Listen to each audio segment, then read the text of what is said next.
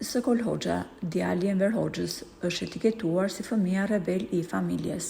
Dhe kjo për arsyen e vetme sepse pasi babai i tij u largua nga jeta, ai ka akuzuar vazhdimisht maman dhe mjekun për keqmjekimin e të atit, pasi ato donin që ta largonin atë përfundimisht nga jeta dhe nga skena politike. Sokoli ka ndarë detaje interesante për vilën ku ka banuar, por edhe për transformimin e jetës së tij, kur u desh të largohej nga vila e të mbetej pa shtëpi. Ai ka dhënë detaje interesante për vilën në blok, e cila kishte një tunel të fshehtë që e dinin vetëm pjesëtarët e familjes.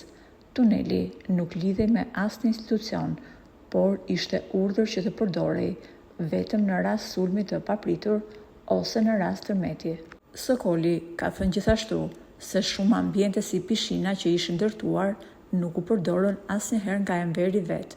Për shembull, pishina që ishte në katin e parë të vilës ishte menduar të përdorej prej tij, por ai nuk e përdori kurrë.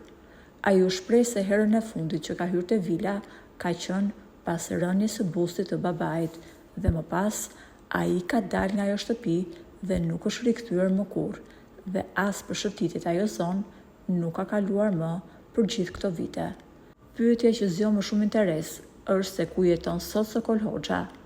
Pas disa vitesh që ai jetoi te shtëpia e Vjerrit, arriti të blejë një shtëpi të tij ku jeton me bashkëshorten. Sot Sokoli jeton te Kodra e Diellit. Ai ka bler një apartament rreth 100 metra katror. Arredimin e shtëpisë e ka të thjeshtë, ndërkohë që ato që e njohin nga afër shprehen se Sokoli është një njerëz shumë i thjeshtë dhe mjaft pozitiv. Jeta që ai bën nuk ka lidhje as me luksin dhe as me teprimet.